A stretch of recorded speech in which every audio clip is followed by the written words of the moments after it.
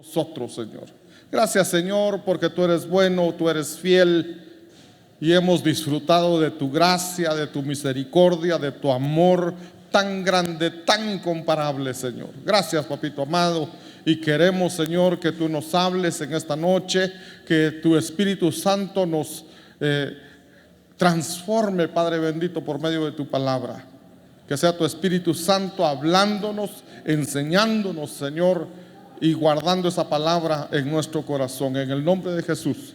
Gracias, papito amado. Amén, amén y amén. Pueden sentarse. Denle un aplauso fuerte a nuestro Dios.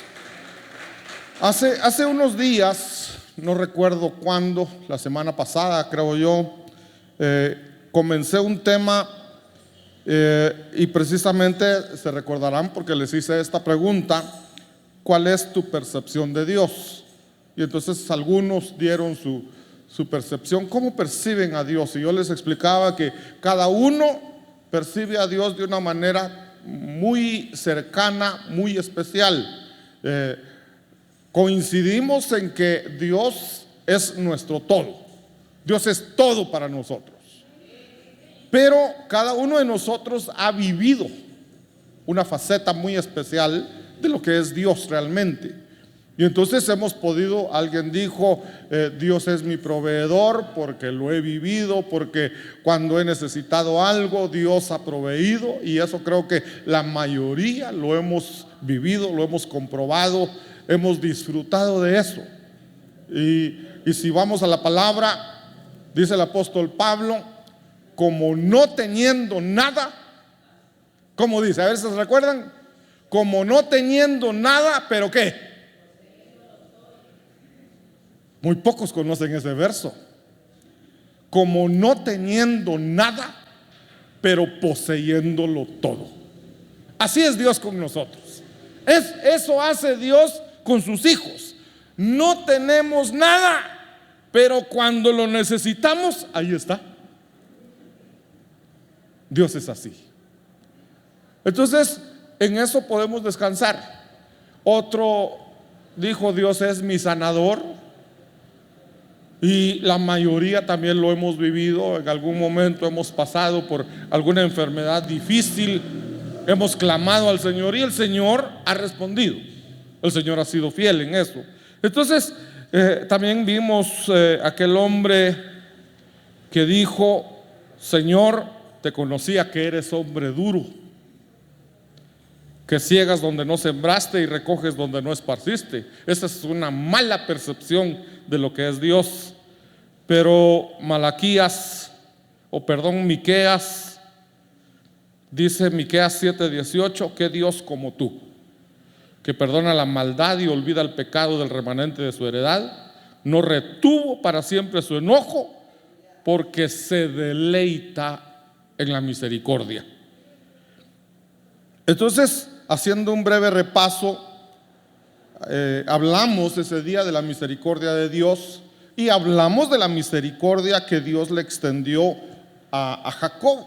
Y Jacob dice, indigno soy de toda misericordia, de toda la fidelidad que has mostrado a tu siervo, pues solo con solo mi cayado crucé este Jordán y ahora he llegado a tener 2 campamentos. Y entonces platicamos bastante de Jacob. No voy a repetir todo porque si no nos quedamos iguales otra vez, ¿verdad? Pero Jacob era realmente lo que dice ahí, indigno soy de toda misericordia. Lo vimos. Jacob no merecía la misericordia de Dios, pero Dios tuvo misericordia. Dios le concedió misericordia. Y entonces vamos a ver, por ejemplo, Romanos capítulo 9, verso 13 dice, como está escrito, a Jacob amé, mas a Esaú aborrecí. ¿Qué pues diremos? ¿Hay injusticia en Dios? En ninguna manera.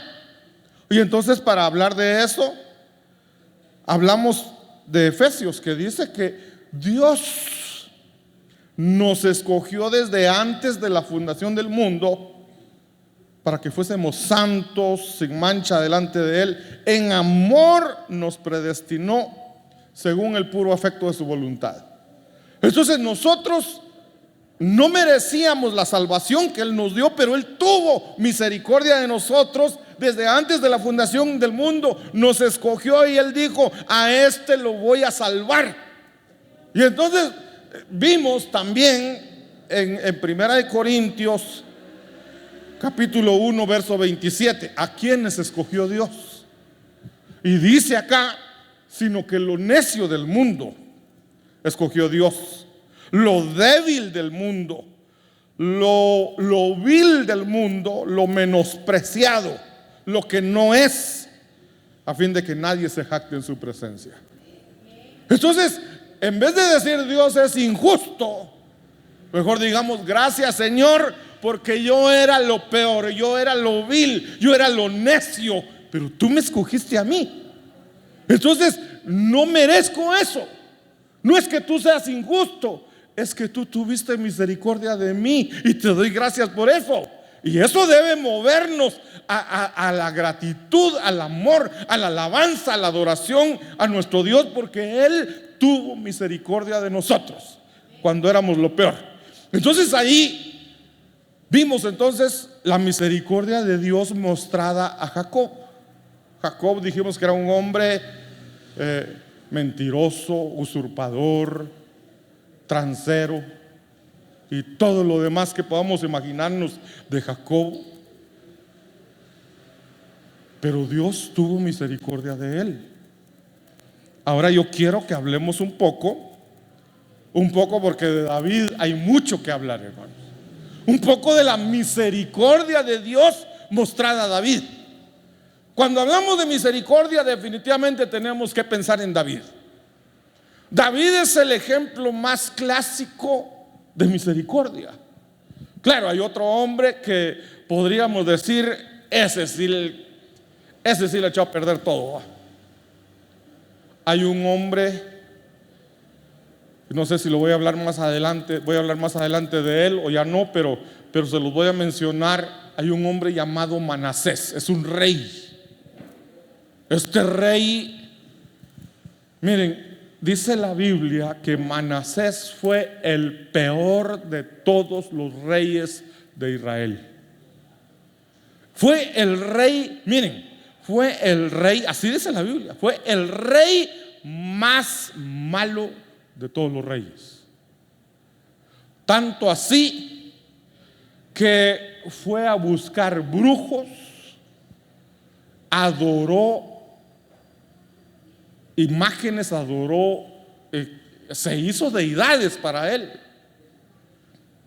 Él se metió en el mundo de las tinieblas, pero se metió en lo más profundo. No es aquel que fue a preguntarle como alguien por ahí: ¿a dónde se fueron mis vacas?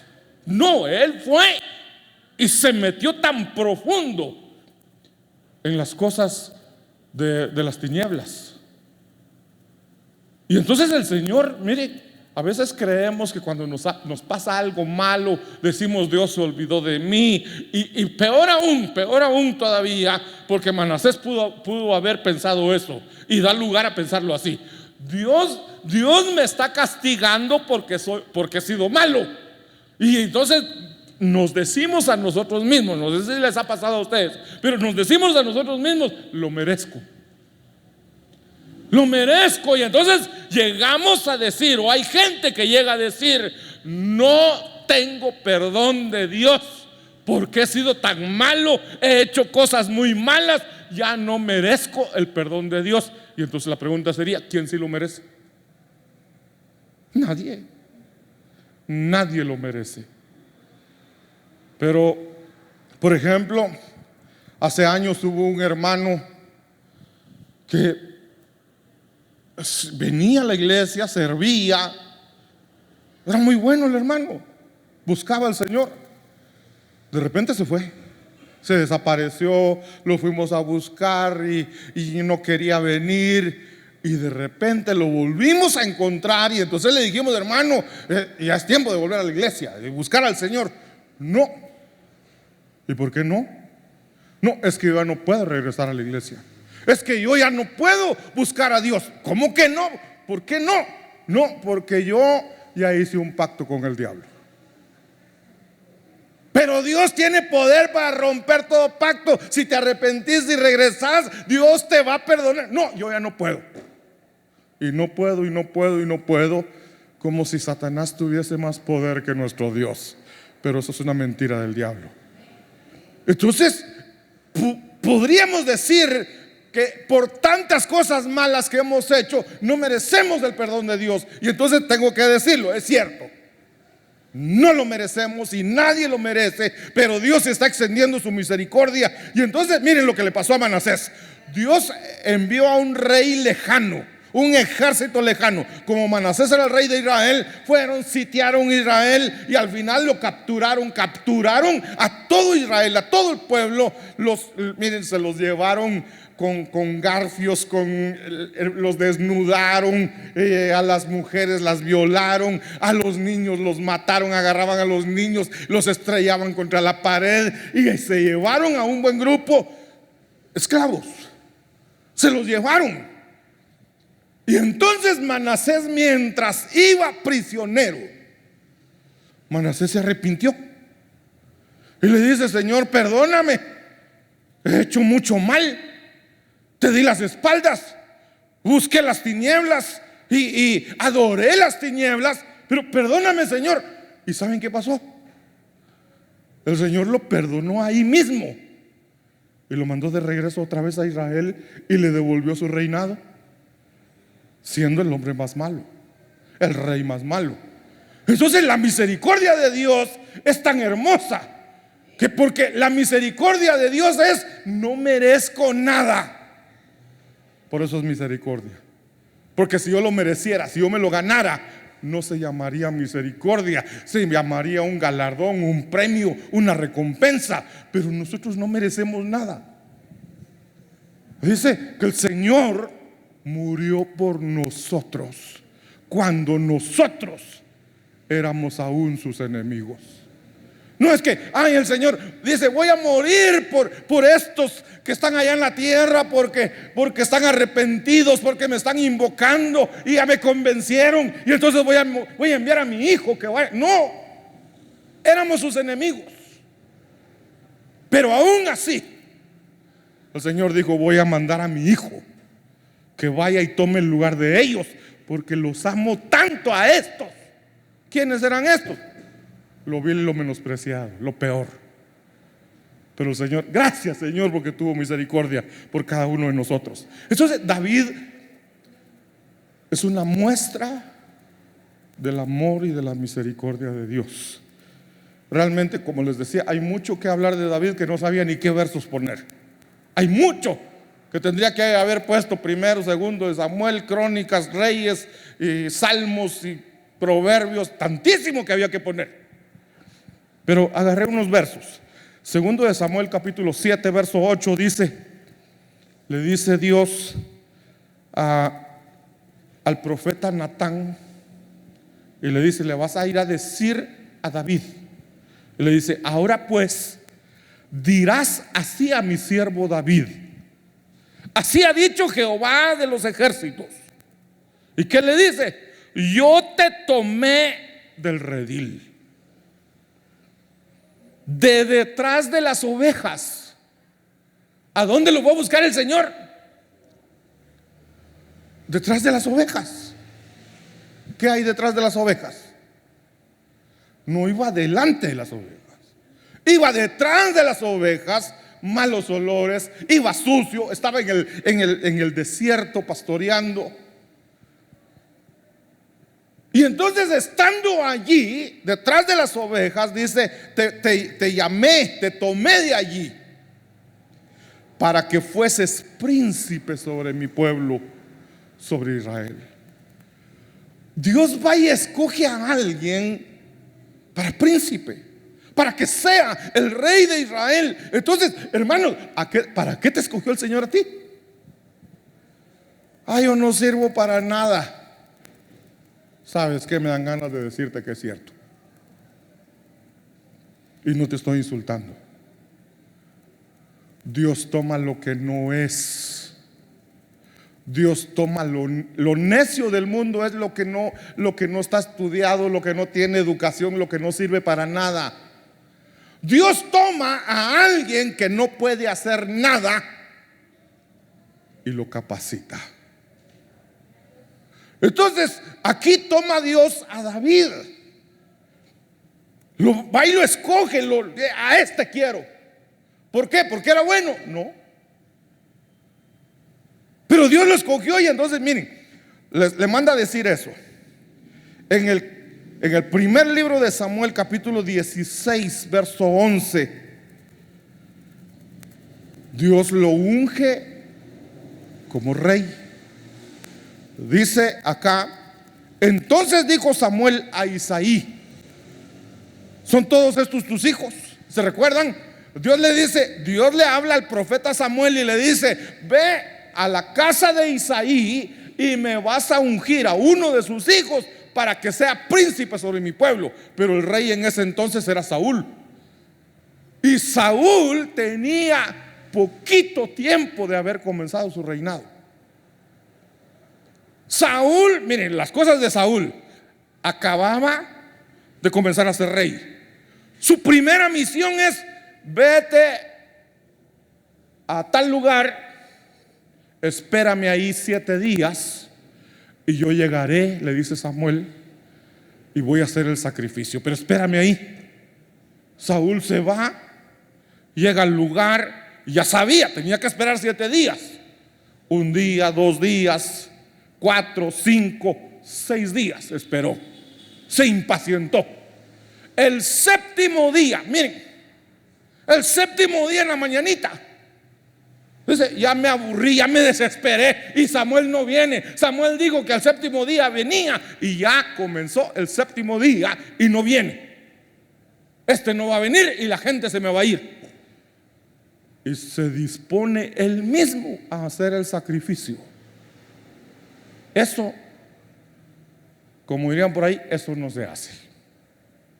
¿Por qué no? ¿Qué tenía de malo? Él era rey, no era sacerdote.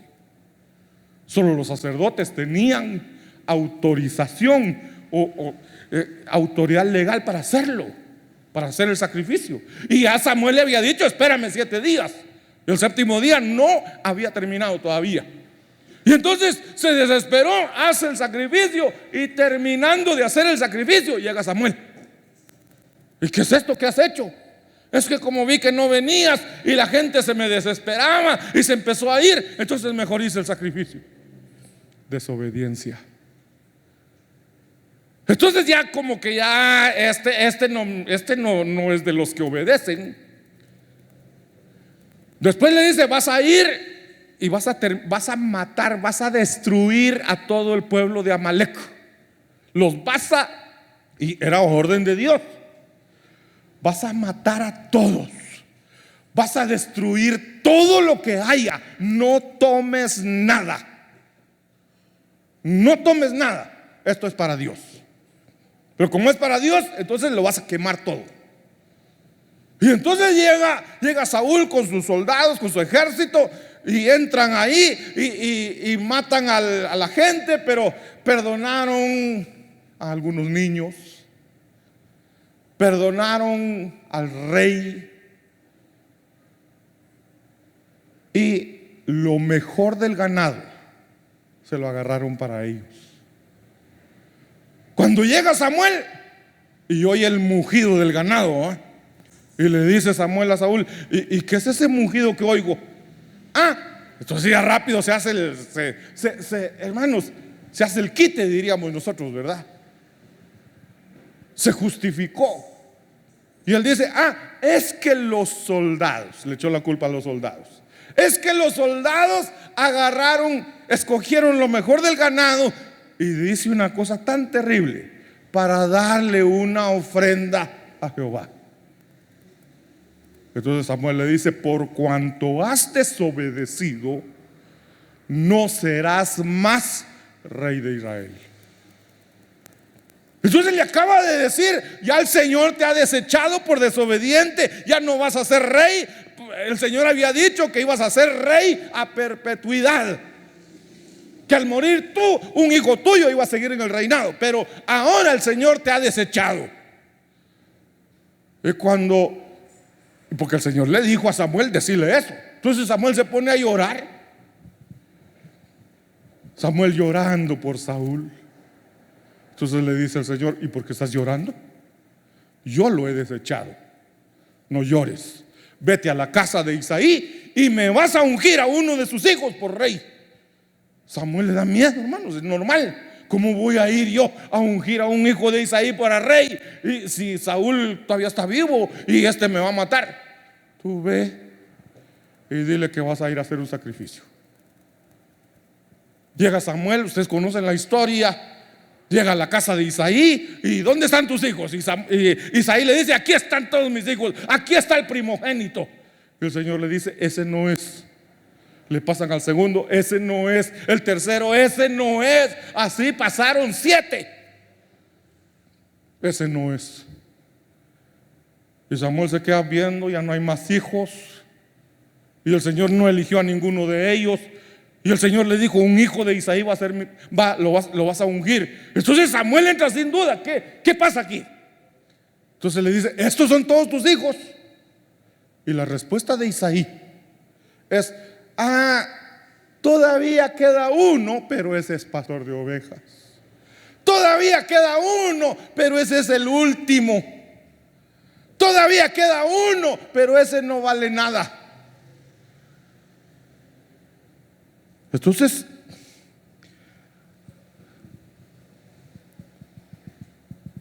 lo mandaron a traer. Aquí vamos a ver.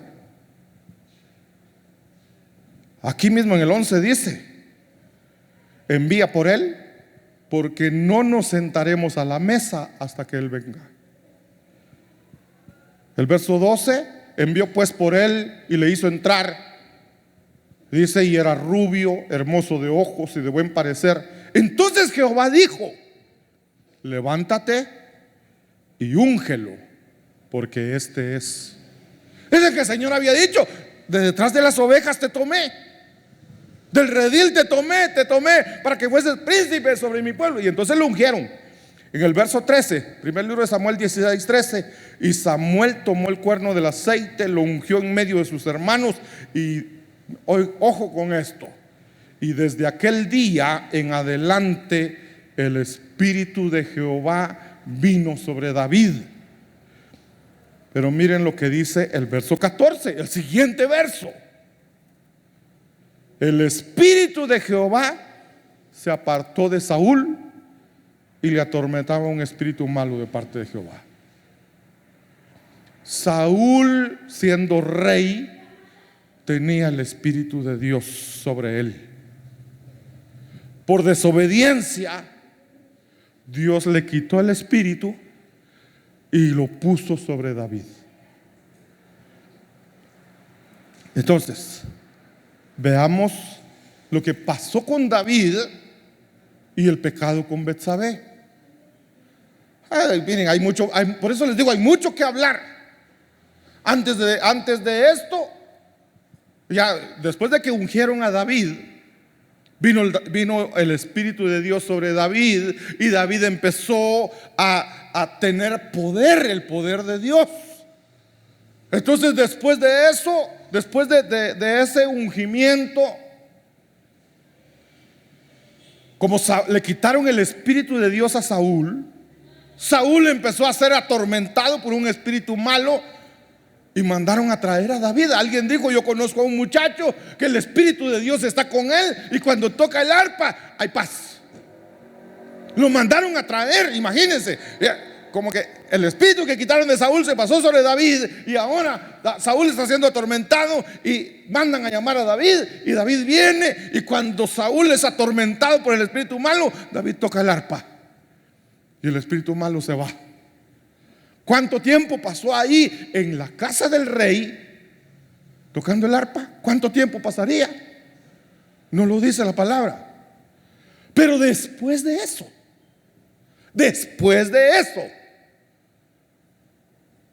como que David se va a su casa otra vez,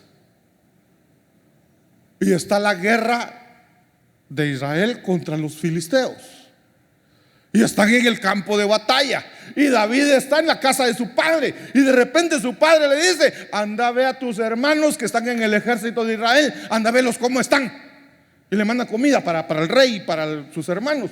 Y entonces va David, y cuando llega al campo de batalla para ir a ver a sus hermanos, se da cuenta que ahí está el gigante Goliat que sale a amedrentar al ejército de Israel. Y entonces David dice: ¿y quién es este incircunciso que tanto molesta al pueblo de Israel? Ese no tiene derecho a hacer nada de esto, y yo lo voy a matar. Y ustedes saben, lo mata. Y entonces, miren, David disfrutó de lo que es la misericordia de Dios. Tanta misericordia que recibió, que él mismo dio misericordia. Y es que el que recibe misericordia también puede dar misericordia, porque Dios lo que nos da a nosotros, eso mismo podemos dar nosotros. O más bien lo cambio, eso mismo nosotros debemos de dar. David recibe misericordia. Saúl lo empieza a perseguir por haber matado a Goliat, pero sus razones tenía, ¿verdad? La gente empieza a decir: David mató a sus miles. No, Saúl mató a sus miles y David a sus 10,000. Eso provocó celos de parte del rey Saúl. Lo empieza a perseguir a David. Y David, siendo perseguido, tiene misericordia de Saúl y no lo mata. 2 ocasiones lo tuvo en sus manos para matarlo y no lo mató. Después de la muerte de Saúl, todavía David, extendiendo misericordia hacia Saúl, dice: ¿habrá alguien de la familia de Saúl a quien yo haga misericordia? Y había un nieto de Saúl, y David extiende misericordia. Ahora David ya es rey de Israel. Ya Saúl ya murió hace años, y ahora viene David, ya es rey, y conoce a Betsabé, se enamora de Betsabé. Y ustedes conocen la historia, el pecado de David: adulterio, asesinato, traición. Y entonces David, miren, después de que ha pecado con Betsabé, ha cometido eso, porque no fue solo adulterio, fue también traición a su mejor amigo, que era el esposo de Betsabé. Mató a su amigo, asesinato. Pero entonces el Señor le manda al profeta Natán para que David se dé cuenta de su pecado, y David se arrepiente. Y entonces dice en el Salmo 51, verso 1, David le dice a Dios: ten piedad de mí, oh Dios, conforme a tu misericordia. David suplicando misericordia. David reconociendo su pecado y pidiendo perdón. Entonces dice: conforme a tu misericordia, conforme a la multitud de tus piedades, borra mis rebeliones. David reconociendo su rebelión. En el verso 5, mira pues, pareciera que David se está justificando, pero cuando uno sigue leyendo no se está justificando. Dice, David en su oración a Dios le dice, primero le dice: perdóname, borra mis pecados conforme a tu misericordia, ten compasión de mí. Y ahora aquí en el 5 dice: mira pues, que fui concebido en iniquidad, y que mi madre me concibió en pecado. Entonces David ya está arrepentido, está pidiendo perdón, pero está declarando algo que le pasó. Él dice: mira, Señor, yo te pido que me perdones. Date cuenta, Señor, que yo fui concebido en iniquidad. Hermanos, la pregunta aquí es: cuando tú fuiste concebido, lo cambio de frase, cuando tu mamá quedó embarazada de ti, ¿eso fue pecado? Alguien va a decir: sí, pastor, fíjese que mis papás no se habían casado y metieron la pata, como normalmente dicen, ¿verdad? Metieron la pata y mi mamá se quedó embarazada de mí. Eso sí, sí, entonces podríamos decir: fui concebido en pecado. Pero en un matrimonio normal no es pecado quedar concebido. Pero David está diciendo: fui concebido no en pecado, en iniquidad. Mi madre me concibió en pecado. ¿Cuántos de ustedes tienen el diccionario Strong en la Biblia de su teléfono? Va, dele doble clic donde dice concibió. ¿Qué significa esa palabra? Esa palabra, concibió, significa estar caliente. ¿Qué significa? No, ¿qué significa estar caliente? O sea, pongámoslo ya más claro. Mi madre quedó embarazada por una calentura que tuvo. Más gallo no canta claro.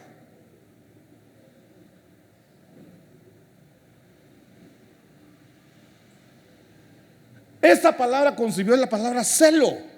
Pero no es celo de me da celos que abrace al otro. No, me da celo de calentura. Calentura sexual. Entonces David está diciendo: mi papá y mi mamá tuvieron calentura sexual fuera del matrimonio. ¿Fuera del matrimonio qué? No sé si fue el papá de David con una aventura fuera de su matrimonio, o fue la mamá. ¿Quién era el casado y quién era el otro? No sé, pero fue fuera del matrimonio. Entonces lo que está diciendo David es: mira, Señor, yo ya te pedí perdón. Yo te estoy pidiendo que me perdones. Yo reconozco mi pecado. Pero también te quiero decir, Señor, ya me di cuenta que este pecado lo cometí porque esto viene desde mis padres. Y entonces, miren, veamos la genealogía de David, empezando por Abraham, empezando desde Abraham. Abraham es el padre de Isaac.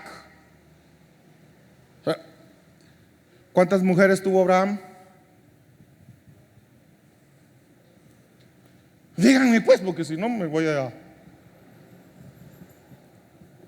¿Cuántas mujeres tuvo Abraham? 2. Va. Isaac es el padre de Jacob. Jacob, el padre de Judá. ¿Cuántas mujeres tuvo Jacob? ¿Cuántas? 4.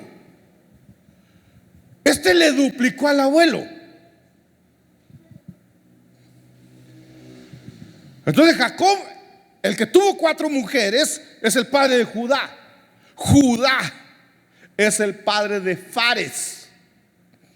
Fares es el hijo de Judá y Tamar. ¿Quién es Tamar? Miren, muchas veces hacemos cosas que son buenas, o cosas, o al revés también, cosas malas que son buenas, o sea, cosas que parecen malas que son buenas, o hacemos cosas que parecen buenas que son malas. Esto, aparte de ser una realidad, también es un acto profético. Judá es viudo, tiene todo el derecho de volver a casarse. Es viudo, un hombre viudo. Entonces un día va camino a otro lugar y en el camino mira a una prostituta. Para él es una prostituta. Él mira a una prostituta. ¿Y qué dice? Me saldré del camino y me acostaré con esta prostituta. Lo piensa y lo hace. ¿Quién era la prostituta? Tamar. ¿Quién era Tamar? Era su nuera. Pero su nuera también era viuda. Pero la ley de aquel tiempo decía: si una mujer se queda viuda, el hermano del hijo, el hermano del esposo muerto, se llegará a la viuda, él le engendrará un hijo y ese hijo será del hermano muerto. Era la ley, era el levirato. Entonces, miren, Tamar se queda viuda del primer esposo. Entonces Judá le da al otro hijo y le dice Judá al otro hijo: andate con la Tamar porque tu hermano se murió. El otro hijo, mire, el primer hijo murió por malo. El segundo hijo murió también por malo.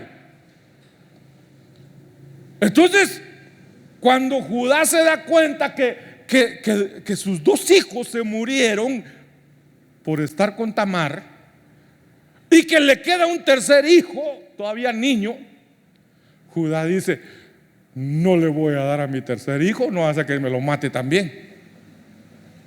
Y entonces le dice: mira, andate a tu casa y yo te aviso cuando el muchacho haya crecido. Tamar se va a su casa. Le empiezan a llegar chismes a Tamar. Mira, el otro hijo de Judá ya es hombre, ya está grande y no te lo han dado. Otro le dice: mira, fíjate que Judá pasa todos los jueves por este camino a tales horas. Ella dice: lo voy a velar. Pero tiene una idea. Ella no es prostituta, pero ella dice: me voy a vestir de prostituta, así él me va a engendrar un hijo. Y ese hijo va a ser del primer esposo muerto. Le va a levantar descendencia al hijo que murió. Era correcto. Pero ella se viste de prostituta. No es prostituta, pero proféticamente está diciendo: soy prostituta. Entonces se pone ahí en una esquina, pasa al otro, la mira y va y le dice: déjame acostarme contigo. Y ella le dice: ¿qué me darás a cambio? Él le dice: te voy a mandar no sé si 1 o 2 cabritos, pero ahorita no los traigo. Entonces déjame, le pide cosas simbólicas. Déjame tu cinto, déjame tu vara. ¿Qué otra cosa le pidió? Creo que solo esas 2 cosas, o le pidió una tercera, 3, ¿verdad? ¿Cuál era la otra cosa? El anillo. Pacto. Gracias, mis hermanos. Entonces miren, Judá dice: como yo pienso pagarle, no importa. Le dejó el cinto, el anillo y la vara. Después le llegan con el chisme a Judá: mira que tu nuera está embarazada. ¿Se recuerdan qué dijo Judá? Sáquenla y apedréenla por infiel. La sacan, la llevan a la plaza, la van a matar a pedradas. Ella dice: un momento,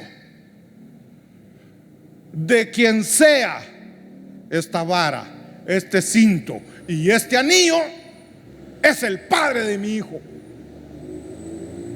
Y Judá dice: eso es mío. Ese es Fares. Fares es el padre de Esrón, Esrón de Aram, Aram de Aminadab, Aminadab de Naasón, Naasón es el padre de Salmón, y Salmón es el padre de Booz. Booz entonces es hijo de Salmón. Y miren la que aparece ahí, Rahab, la que sí es verdaderamente ramera. es ramera. Como dirían por ahí, vendedora de ramas. Número 2 es de Jericó. Pero viene este Salmón, probablemente fue uno de los 12 espías. Y él dice: yo me voy a casar con esta mujerona. Se casa con Rahab. Entonces Salmón y Rahab son el padre de Booz. ¿Qué lleva Booz en su sangre? Booz se casa con Ruth. ¿Qué cosa buena sacamos de Ruth? No, sí, humanamente. ¿Qué tenía de bueno Ruth? Estaba bajo maldición. Era moabita, y Moab, una nación bajo maldición. Ninguno de Moab entrará en mi templo. Había una ley que decía: después de 10 generaciones pueden entrar. Entonces Dios dejó claro ahí: ni aún después de 10 generaciones. Lo que estaba diciendo era: nunca jamás alguien de Moab entrará a mi pueblo. Y Noemí se va a Moab, se muere allá su familia, y Ruth se le pega. Que quédate, no. Tu Dios será mi Dios, tu pueblo será mi pueblo. Y todavía le dice: tu tumba será mi tumba. Se la tuvo que llevar a la fuerza. Pero estando allá, Booz se enamora de ella. Se casan. Pero Booz es hijo de una prostituta. Ruth es una mujer, o era una mujer bajo maldición. Ellos son los padres de Obed. Obed es el padre de Isaí. Isaí es el padre de David. Entonces David empieza a decir: pero si en pecado me concibió mi madre me concibió en un pecado de adulterio. Entonces ya quedó escrito. Esto está, creo yo, eso está en Mateo. La genealogía de David. Es para decir: ¿quieren ver más? Ahí está.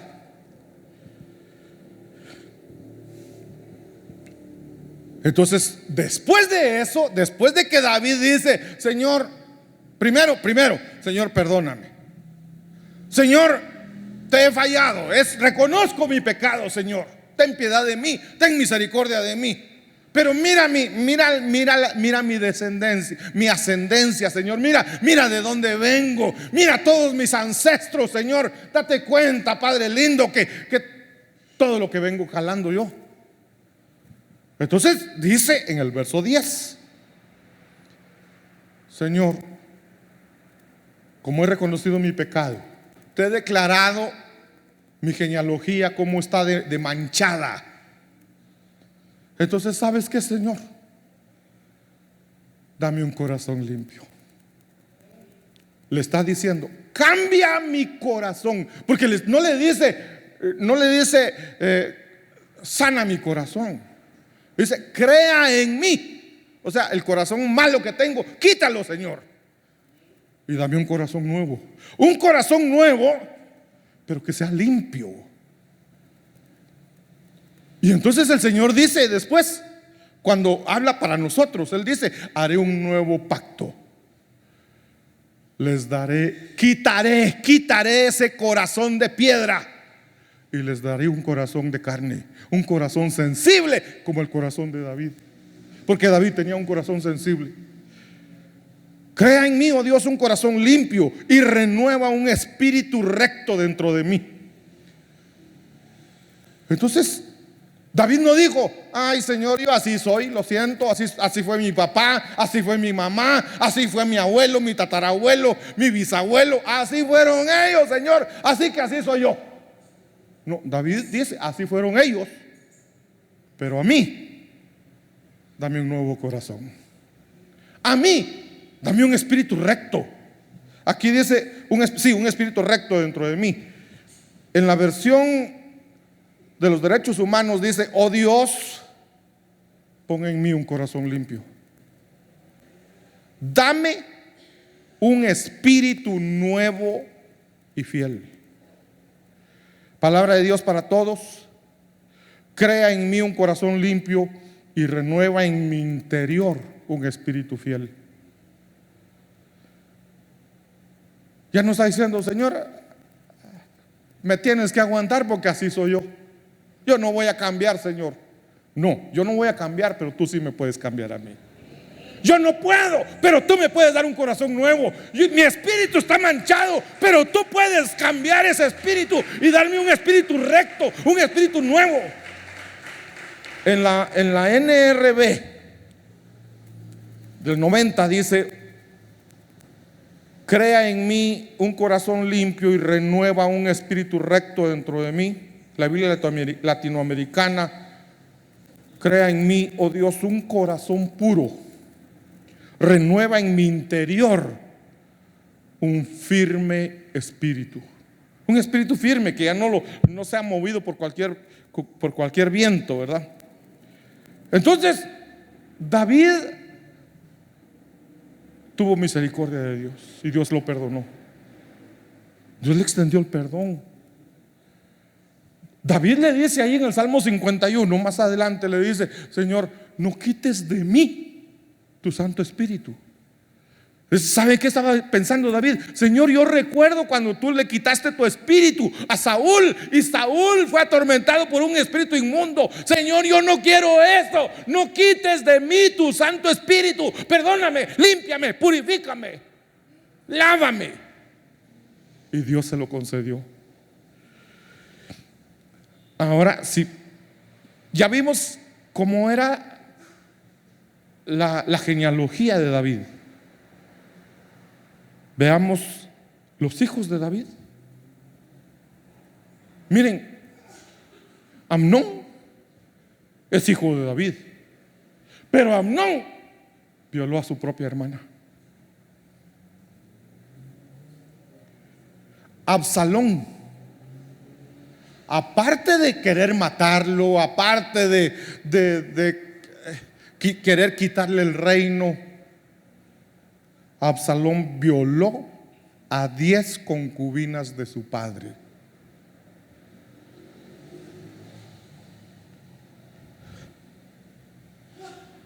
Salomón tuvo 1000 mujeres. Este sí lo multiplicó Ahora, ¿qué pasó ahí? Miren, hemos enseñado que nosotros debemos de romper con todo las herencias ancestrales. Y yo puedo decir, David rompió con todo eso. Pero ¿por qué sus hijos continuaron? ¿Por qué sus hijos volvieron otra vez? Miren, David es fruto de pecados sexuales. Y siguen los pecados sexuales. Amnón viola a su hermana, Absalón a las 10 concubinas de su padre, y Salomón 1000 mujeres. Entonces David se arrepintió. Pero ¿qué de las mamás de estos hombres? Entonces no es suficiente que uno de los padres se arrepienta y el otro no. Pues tenemos que cambiar todos. Tenemos que dar esa enseñanza. Tenemos que clamar por nuestras futuras generaciones.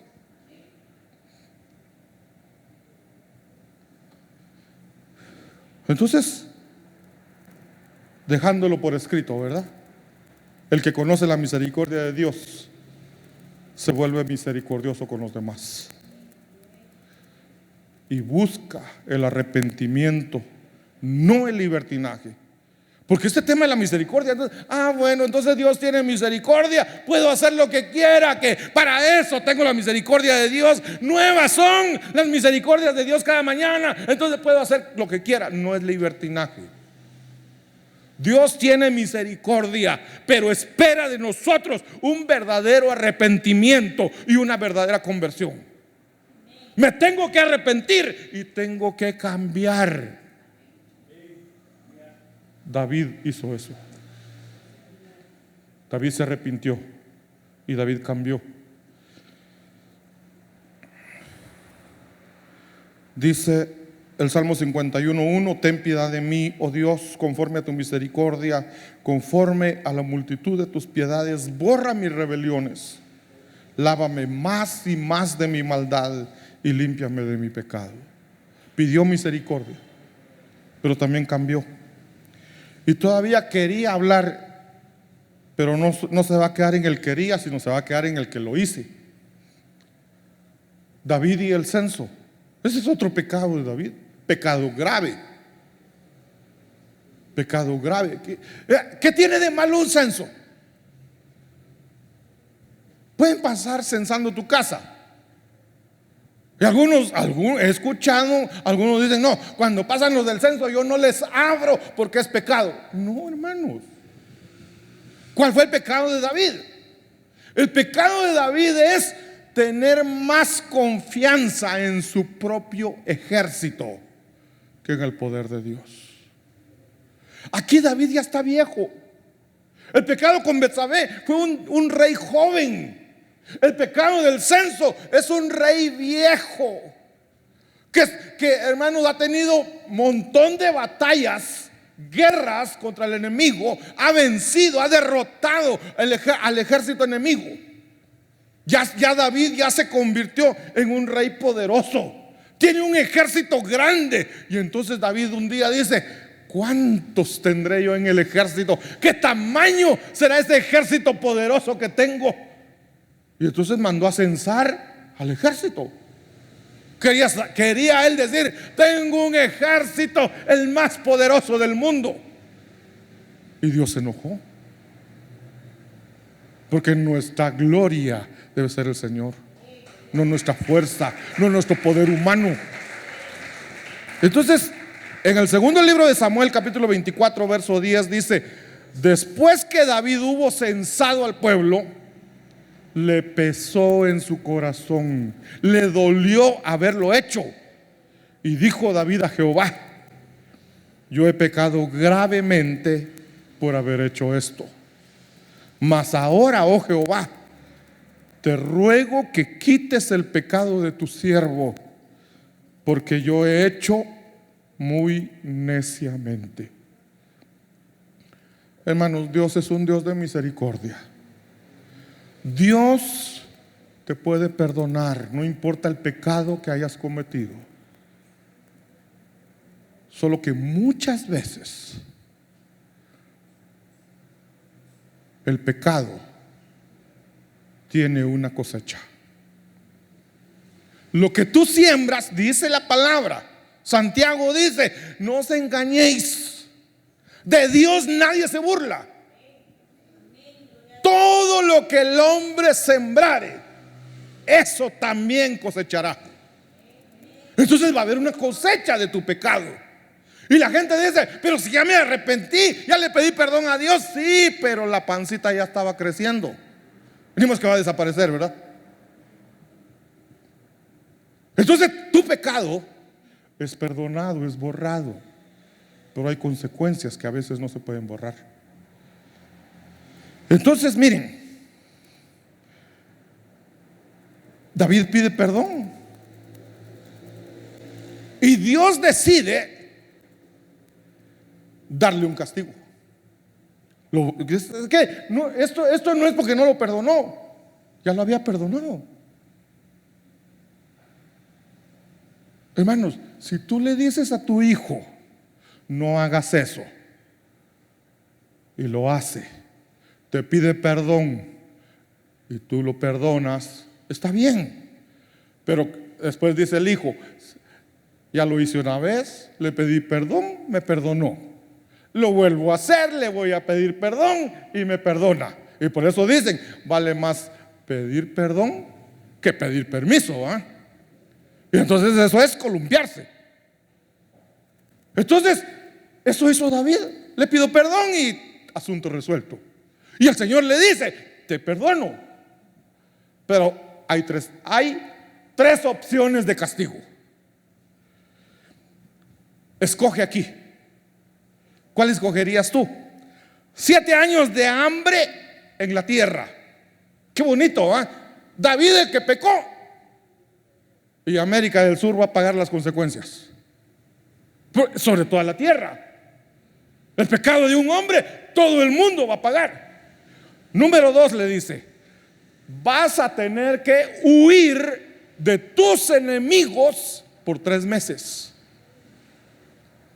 Tus enemigos te van a perseguir. Y le puso fecha límite. No le dijo toda la vida, 3 meses. 3 meses te van a perseguir. Y número 3, lo voy a reducir a 3 días nada más. 3 días de peste en tu país. Entonces David manda la respuesta y dice, en grande angustia estoy. Caigamos ahora en mano de Jehová, porque sus misericordias son muchas. Mas no caiga yo en manos de hombres. Miren, cualquiera hubiera dicho, eso quería escuchar Dios y ahí se acabó todo. Eso escuchó Dios y dice en 2 Samuel 24:17, y dijo David a Jehová cuando vio al ángel que destruía el pueblo, vaya, ¿quieres que yo te castigue? Te voy a mandar 3 días de peste. Y empieza a morir la gente del pueblo. Es un ángel. Es como decir el ángel de la muerte, el ángel de la peste va ahí. Y donde va caminando el ángel, la gente va cayendo muerta. Ahí son 3 días, hermano. Y David dijo a Jehová cuando vio al ángel que destruía al pueblo, yo pequé, yo hice maldad. ¿Qué hicieron estas ovejas? Ese es un verdadero arrepentimiento. Cualquiera diría, que se muera media vez no me toca a mí. David no. David reconoce y dice, yo soy el que pequé, yo soy el que hice maldad. ¿Qué hicieron estas ovejas? Te ruego que tu mano se vuelva contra mí y contra la casa de mi padre. Eso es un verdadero arrepentimiento, hermanos. ¿A qué nivel llegas tú con tu arrepentimiento? A veces queremos pedirle perdón al Señor. Señor, perdóname. Estamos de rodillas llorando, clamando, Señor, perdóname, estoy arrepentido. Nos levantamos, nos quitamos las lágrimas, nos limpiamos los mocos y otra vez a pecar. Eso hizo el pueblo de Israel cuando hicieron el becerro de oro. Hicieron el becerro de oro, lo adoraron, se sentaron a comer y a beber y después se levantaron a seguir pecando. ¿Quieres la misericordia de Dios? Yo la quiero. Pero yo puedo ver que cuando Dios te da de su misericordia, o sea, Dios no te da la misericordia porque hubo un cambio en tu vida. Dios te da la misericordia porque Él es Dios de misericordia. Pero después de que tú has recibido misericordia, tiene que haber cambio en tu vida. Tiene que haber cambio. Inclina tu rostro. ¿Qué cambios tenemos que hacer, Señor? ¿De qué me tengo que arrepentir, Señor?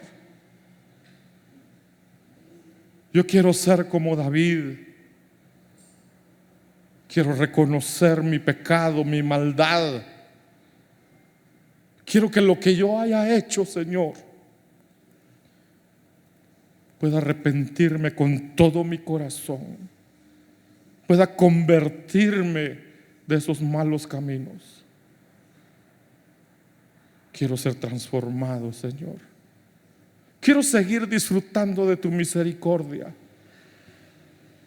Pero crea en mí, Señor, un corazón recto, un corazón puro, un corazón limpio. Cambia mi espíritu para que sea recto delante de ti, Señor. En el nombre de Jesús. ¿Habrá alguien aquí en medio de nosotros que desee reconciliarse con el Señor? ¿Habrá alguien que quiera pedirle perdón al Señor y decirle: Señor, me arrepiento de mis pecados, perdóname? ¿Habrá alguien que desee reconciliarse con el Señor? Que levante su mano. Si hay alguien que se desea reconciliar, levanta tu mano. Hoy el Señor está extendiendo su misericordia. La misericordia de Dios está ahí para ti. ¿Habrá alguien que desee aprovechar esa misericordia de Dios? Gracias, papito amado. Gracias por tu palabra. Sella esta palabra, sella esta administración en cada corazón, Señor. En el nombre de Jesús. Jehová te bendiga y te guarde. Jehová haga resplandecer su rostro sobre ti y tenga de ti misericordia. Jehová alce sobre ti su rostro y te dé paz. Amén, amén y amén. Los esperamos el jueves y el sábado a las 5:30, mis hermanos.